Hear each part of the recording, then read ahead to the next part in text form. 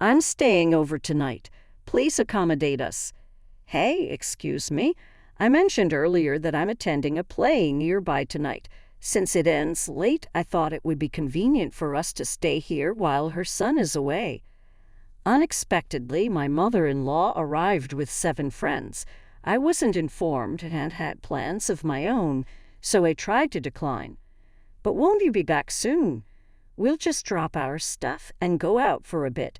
Could you set up dinner and sleeping arrangements for us? She seemed to ignore my situation and acted as if everything was settled. To top it off, I noticed the necklace glimmering around her neck.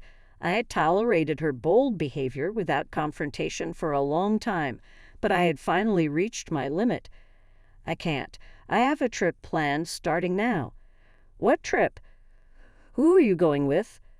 For once, I responded with a firm no, surprising her.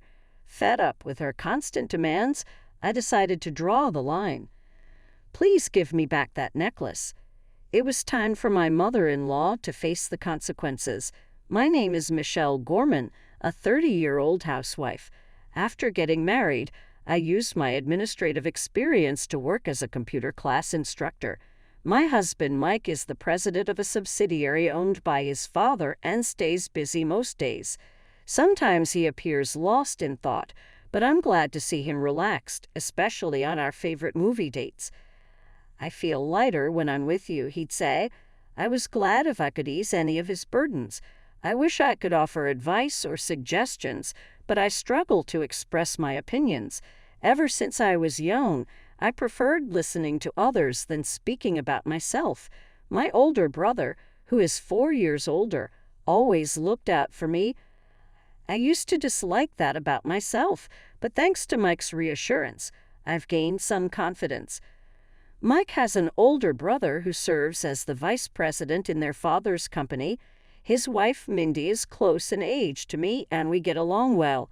She's a career-driven woman, both reliable and kind. Admire how she stands her ground and expresses her opinions, yet she is also understanding and adaptable. Seeing her confront the mother-in-law was truly impressive. However, since they live far away, I regret not being able to see them often.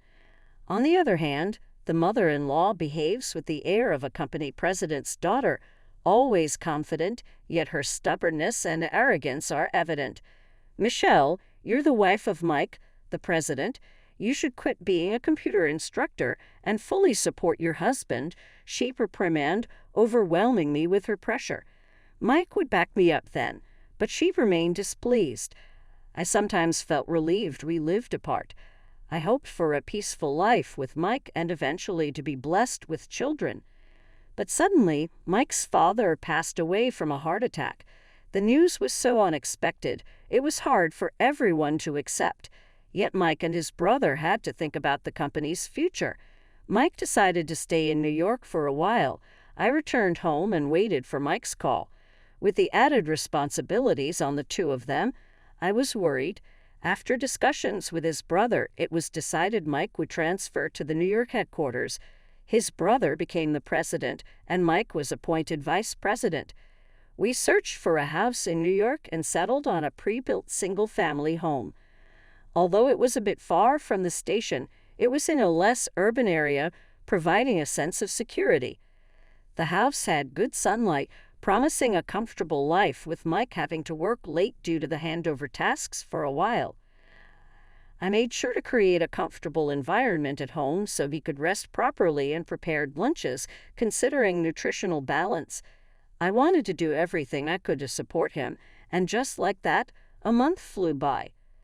I'm home. I'm hungry. Thanks for working so late. I'll get dinner ready. Thanks. Hey, Michelle. My mom said she wants to come over this weekend. Is that okay? I had been concerned that she might be feeling down since my father-in-law passed away, so this was a relief to hear. Of course, we still have some areas to tidy up, but she's more than welcome. Thanks. I'll let her know. Oh, maybe I should invite my brother and his wife too. Yeah, that sounds good. As inappropriate as it may sound, moving here made it easier for me to frequently meet Mindy, my sister-in-law. which was a pleasant surprise. That weekend, we all gathered to catch up on the current situation and share memories of my father-in-law. It's really sad that Dad's gone, but I felt I shouldn't be down forever, so I started taking up a hobby. Seeing my mother-in-law's cheerful face brought relief. She always carried herself with elegance, always wearing beautiful dresses and lovely accessories. However, since my father-in-law's passing, I felt that her strict remarks towards me increased. "Michelle, we're running low on drinks. Could you go buy some?" "Jessica, I can go get them." "Oh, can you? That would be helpful then." She seemed to be more commanding towards me than she was with Mindy. I thought she might be struggling with the loss of her husband, so I decided to observe and let her comments slide for a while. After dinner, Mike drove everyone home and the night came to an end. Since then, for some reason, my mother-in-law began visiting our home frequently. She started criticizing my housework and complaining about Mindy. Moreover, she began going through our fridge without permission, which left me stunned. "Michelle, Mike's so busy right now. You should pay more attention to the meals you prepare for him. What if he collapses too?" "Yes, I'll be more careful. Also, there's still trash here. Can't you clean up perfectly?" "I'm sorry." It continued like this. It felt as though she was picking on me just to pass the time. But when Mindy would visit, she'd quickly leave, saying she had other things to do. She said it wasn't because she disliked me, but I felt otherwise. Perhaps she found it easier to assert herself over me, who rarely countered, than over Mindy, who always spoke her mind. I thought about finding a job to spend less time at home, but even after finding one, the harassment from my mother-in-law intensified. "Michelle, we ran out of barbecue sauce at our place, so get some while you're out." "Oh, I brought a container with me, so let me take some leftovers." Her audacity sometimes left me dumbfounded. She could just as easily buy premium ingredients from an upscale store. Then an incident occurred. A necklace I cherished disappeared. It was a keepsake from my mother, which I had kept safely on a shelf in my room. The only person I could think of was my mother-in-law, who frequently visited. Though I didn't want to suspect her, she often looked around our home and probably knew where most things were. Despite searching everywhere, it remained missing, so I decided to ask her about it.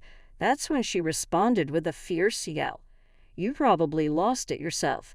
How dare you suspect me? What kind of person are you?"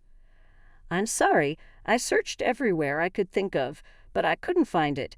It's a keepsake from my mother, and it means a lot to me." More than the anger I felt towards being accused, I was devastated about losing my mother's keepsake, and tears began to roll down. "I don't care. It's just a necklace. Why don't you just have Mike buy you a new one?" "It's not about getting a new one." I realized she wouldn't understand my feelings and decided not to discuss it further.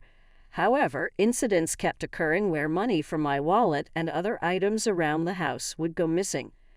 Though I kept a watchful eye on my mother-in-law's actions, I never saw her take anything. Confused and emotionally exhausted, I confided in Mindy, who asserted that my mother-in-law was definitely the prime suspect. No one else had access to our home.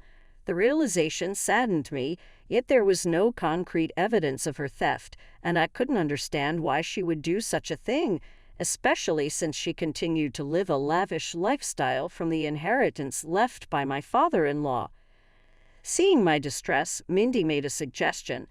Little did I know at the time where this would lead. About 2 weeks after speaking to Mindy, "I'll be off then. Michelle, just relax and enjoy your trip, okay? Be careful." Mike and his brother were going on a business trip to meet with a company from another state. Knowing about their trip, Mindy thought it might be a good time for us to take a break and invited me on a short vacation. Having been mentally and physically drained recently, the idea of a getaway was appealing.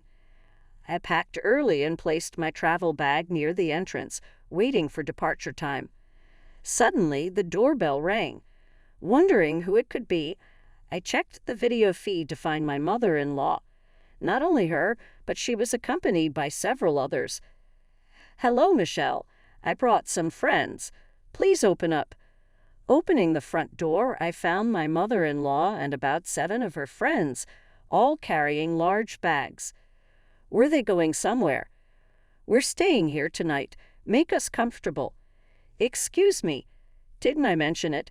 We're seeing a play nearby tonight, and since it ends late, we're all staying here." This was news to me. My departure time was approaching. "Oh, did I inconvenience you? I heard from Jessica that you were open to having us." I hadn't heard anything of the sort, and it seemed she was making up the story as she went along. Growing increasingly frustrated, I replied firmly, "I'm sorry, but I wasn't informed of this, and I have plans too." At my reply, she looked taken aback. "But you'll be back soon, right? We'll drop our bags and head out for a bit. Just prepare dinner and sleeping arrangements for us." Ignoring the fact that I had plans, I knew I couldn't let this slide. "I can't. I'm going on a trip." "A trip? With whom?" "With Mindy." "Oh, just with Mindy. You can go any time. We've come all this way just for today. How long are you going to make us wait?" Just then, I noticed something glinting around her neck. "Wait, that necklace you're wearing." To my astonishment, it was the same necklace that was a keepsake from my mother. "Jessica, where did you get that necklace?" "Why, it's just one of my collections. Is there a problem?" She answered with a smug look. "That can't be right. That necklace is a limited edition, and not many are out there." While I was exchanging words with her, Mindy arrived. "I was wondering why you didn't show up at our meeting place and didn't contact me. So this is what was happening. I'm sorry I couldn't get in touch." Mindy, seeing my expression, instantly knew something was amiss. "What happened?" "I got upset because the necklace she's wearing is the same one as my mother's that went missing recently." "Oh, the one you kept in that box?" Mindy purposefully said it loud enough for everyone to hear. Suddenly, my mother-in-law, trying to keep it from her friends, whispered to us, "Can you stop this? It's embarrassing. Do you want to accuse me of theft?" "Yes, honestly, I find it suspicious." Mindy answered firmly, "Do you have any proof that I stole it? It's embarrassing having such unreasonable daughters-in-law. Please don't make a scene in front of my friends." With that, she turned back to her friends with a smile. "Well, let's go inside, everyone." As she attempted to move inside, I remembered something. The initials. My mother's initials are engraved on the necklace. "Jessica, can I have a look, please?" Mindy quickly went behind her to check. "Enough of this. What's your mother's name?" "It's Kate Young, so the initials should be K.I." "There it is. The initials K.I." The friends looked horrified and stepped back. "Stop this. I didn't come here for this. Let's go, everyone."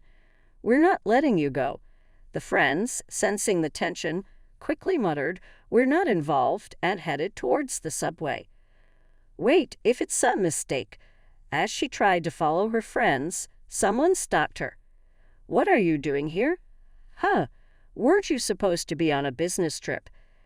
Standing there was Mike. Turns out Mike's business trip was actually scheduled for the next day. To investigate his mother's actions, he had purposely given her a false date. Mindy had informed Mike about the missing items from the house after I had confided in her. Initially, Mike was skeptical, but upon visiting his childhood home and noticing several items identical to ours, he began to suspect theft. However, without evidence, he knew she could easily deny it, leading him to come up with today's plan. Inviting friends for an overnight stay was unexpected, but he was certain his mother would visit if she believed he wasn't home. "What do you want at our house?" "I was just leaving." As she tried to leave, I stopped her. "Give it back. That necklace isn't that necklace, the keepsake from Michelle's parents." "Why do you have it, Mom?" "It's not what you think. I found it in my purse. Michelle must have set me up." Seemingly fearing the disadvantageous position she was in, my mother-in-law suddenly shifted the blame to me. Do you really think such a lie would work? There's no way Michelle would do something like that. First, give the necklace back to Michelle. We'll talk after that." Reluctantly, she took off the necklace, threw it on the ground, and tried to run away. "Hey, wait." The three of us tried to chase her, but stopped shortly. We no longer needed to. "Huh? Why?" 10 police officers stood in front of her. I, too, was unsure about what was happening, just staring at the bizarre scene. Then one of the officers said, "We received a report from a local resident. They said someone who seemed to be causing a ruckus here was often seen entering this house when the owners were away. They asked us to come quickly." "What are you talking about? I'm the mother of the son living here," my mother-in-law retorted, looking annoyed.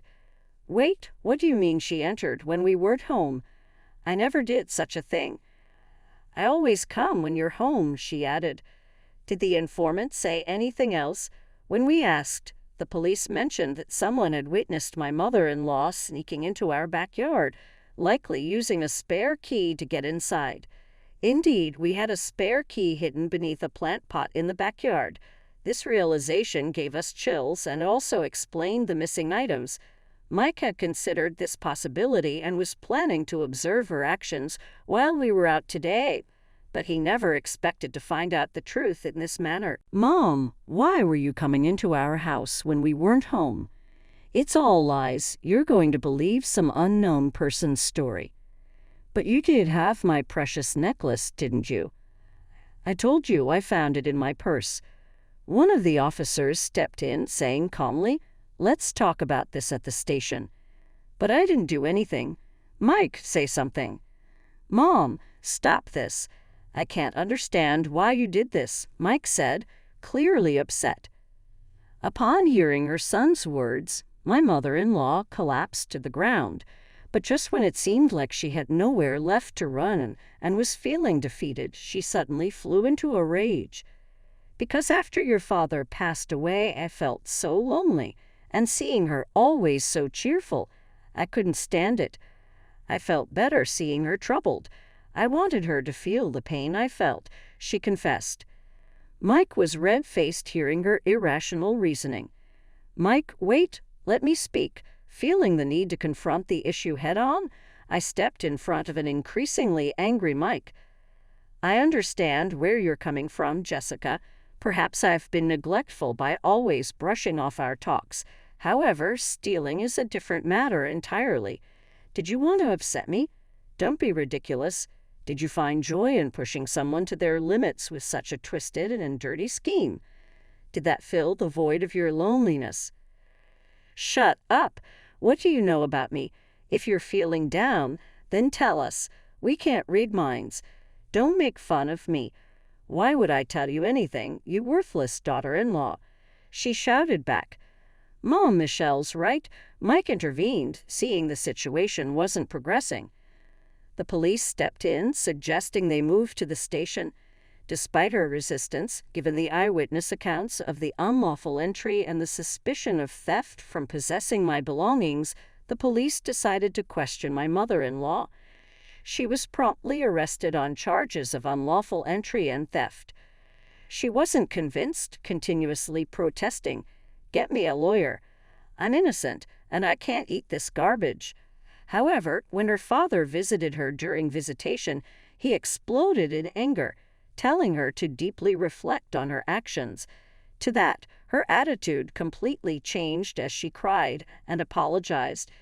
Considering her typically carefree behavior, he seemed to be the only authority she wouldn't defy.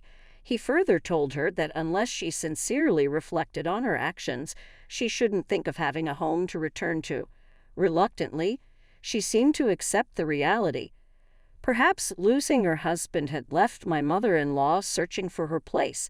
Were her fancy clothes and jewelry merely armor to keep herself strong? I even began to wonder if her different attitudes towards me and my sister-in-law were just attempts to mask her vulnerabilities.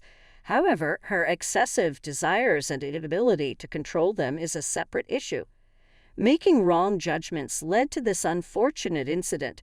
I was surprised to see the event escalate to this magnitude, but realizing that she had been using the spare key to enter our house without our knowledge genuinely terrified me. Later, I found out that the couple living diagonally across from us had reported her. The wife, who works from home, had noticed my mother-in-law entering our yard suspiciously multiple times and found it odd. I'm nothing but grateful for their brave actions. Since then, we've been leading a peaceful life. Just to be safe, we changed our locks and stopped hiding a spare key in the yard. Mike severed ties with his mother and made her promise not to contact us ever again. If she attempted to, he warned of legal action. After her release, she returned to her rural childhood home and is now living a simple life, which is quite different from her previous extravagant lifestyle. My father keeps a watchful eye on her as she pitches in around the house from dawn.